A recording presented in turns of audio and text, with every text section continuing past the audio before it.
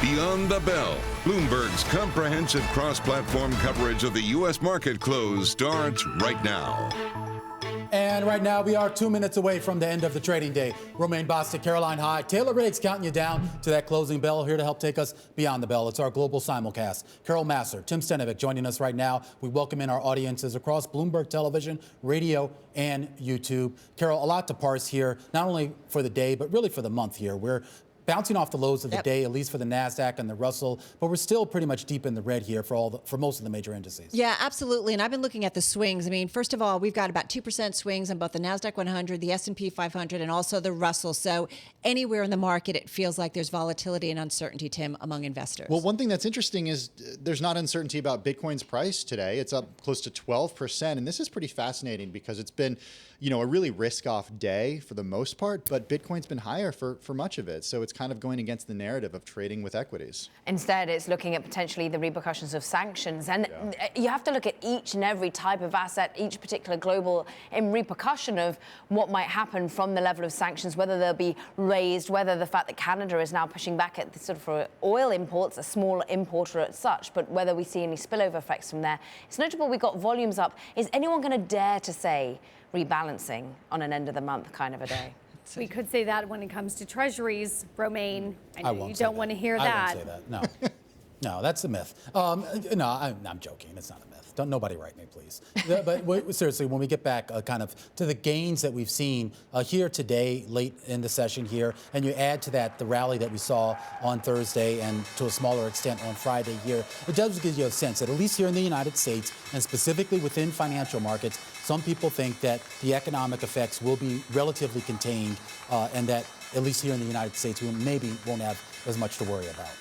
The Dow Jones Industrial Average is going to finish the day down, though, by about 0.5%, down 179 points. For the month, it's going to be down by about 3.5%. The S&P lower by about 11 points or 0.2%. Here on the day, it's going to finish the month of February, down about 3%. The NASDAQ higher on the day by about 57 points or 0.4%, and it's down almost 5% on a monthly basis. As far as the Russell 2000, higher on the day by 0.3%, and for the month of February, it's up by 1%. Even a little volatility when it comes to the closing bell, kind of closing and then not. What's interesting is the VIX up another 2 points. We just talked with Dan Pipitone over at Trade Zero America, and he said what he's seeing on the platform is investors going long and short names like Meta, Facebook, those big technology names, Taylor. Interesting. You're also seeing some big longs when it comes to the energy sector. And I've sort of been repeating this, Carol, but the theme for the year has been an energy sector that's up 25%. And the theme of the day is that continues. You're up 2% or more at least. Auto components come in there as well. Utilities are also gainers. Partly is because yields lower. Typically has been a boost to utilities. Otherwise, those are the only four sectors in the green. Everything else is pretty much red on the screen and much, much lower. I'll bring you down to some of the sectors at least that are a lot lower. Consumer services, real estate, food and beverage, and then of course the financials. With those yields lower, there's been a lot of talks about how they're going to be operating in this sort of environment and this new regime. The financial sector, you're off about 2.7%. All right, so amid all of this red, we did find some gainers and some standouts. Got to talk about the Chevron deal confirmed early this morning. We talked about it late on Friday when Bloomberg reported that there could be a deal to buy renewable energy. Chevron coming out and saying, yep, we're going to do it. It's a $3.1 billion deal. And so we see shares of Chevron up about 1.5%. Its target, renewable energy, up more than 40%. And it's just showing how we are increasingly seeing even those big integrated oil companies looking at a non-carbon world and increasing their steps when it comes to that. Also got to talk about clean energy stocks surging. One of the standout groups in today's session, Solar Edge, was top in the S&P 500, up about 15% here. And again, this is expectations because of the Russian invasion of Ukraine. Yeah. Well, we're seeing increasingly the U.S.-Europe expectations that they are going to move even more quickly into renewables. I'm glad your board has all three energy companies, because when you look at what we saw in the S&P 500 and the sort of the bounce that we got into the close here, 5 of the top 10 stocks to close out the day here on a percentage basis, the gainers, are energy stocks, and the others are like Tesla, which I guess can sort of fall into that energy category, and the rest are basically defense contractors. So that's what basically got bid up into the close. Absolutely.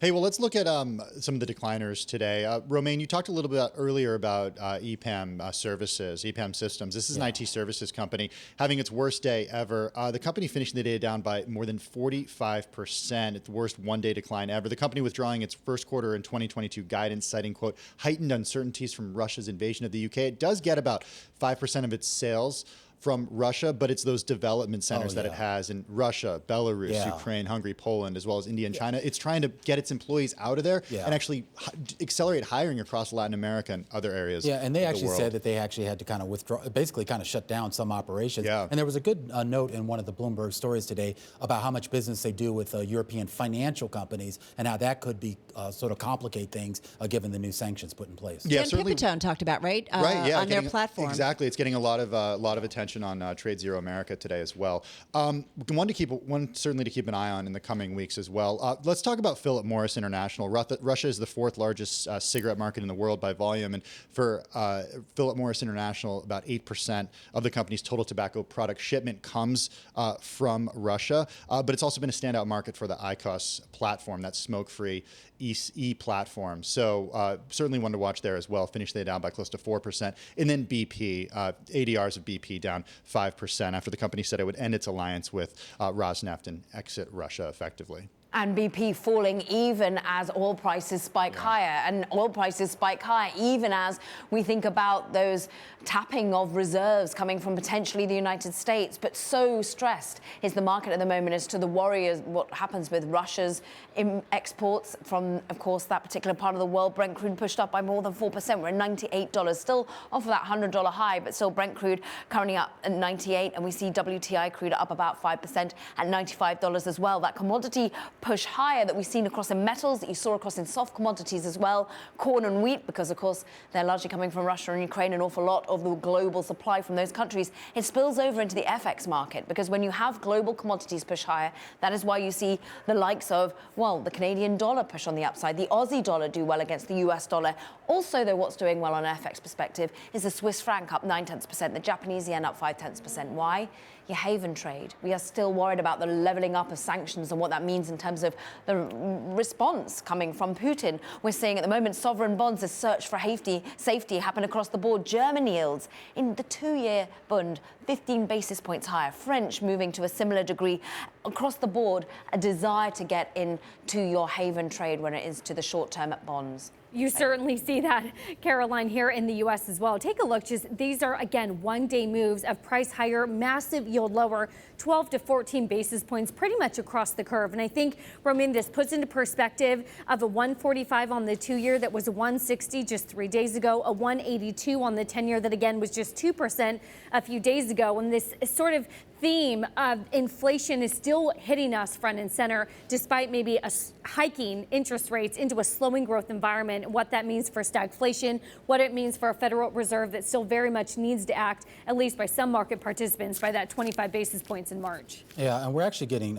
still getting earnings out, and we want to pivot back to that because some of these are still very relevant to the market. Zoom Video, of course, one of the big pandemic winners, reporting earnings right now. The 4Q numbers, again, this is their fiscal fourth quarter that we're talking about here, coming in above estimates, but they're giving guidance here for 2023, which is basically their fiscal year that they're about to enter into. Here's the numbers. 2023 revenue, $4.53 billion to $4.55 billion. The Street was looking for $4.75. Adjusted EPS, $3.45 to $3.51. Street was looking for $4.4. All the other metrics that they're giving with regards to the forecast also coming in light. That's why you're probably seeing the shares slightly weaker here, down about 7%. But you didn't hear any sort of negativity coming from the CEO. If you dig into the press release, CEO Eric Yuan really saying, look, they're addressing the large opportunity that they say they still expect with customers continuing to transform how they work and engage with their customers. They say they delivered strong results with total revenue growing some 55%, Carol. Well, time will tell. Stock's down about 28% already here in 2022. So investors certainly voting differently in terms of how they see the outlook. This is going to be a big week, though, Tim. Yeah, it certainly is. I do want to go back to Zoom for one moment, just because the stock moving in after hours right now. We are seeing mask mandates removed around the country, and I do wonder to what extent people are actually going to be going back to the office, and to what extent this actual transformation of work is a permanent one, because that certainly will affect Zoom's business. Yeah. By the way, Zoom also buying back shares about up to $1 billion. So we're also seeing that headline cross. And still it falls. Right? Exact. It's down a lot. Still down about 10%. All right. That's going to do it for our cross-platform coverage. Beyond the Bell on radio, TV, and YouTube. We will see you again, same time, same place tomorrow.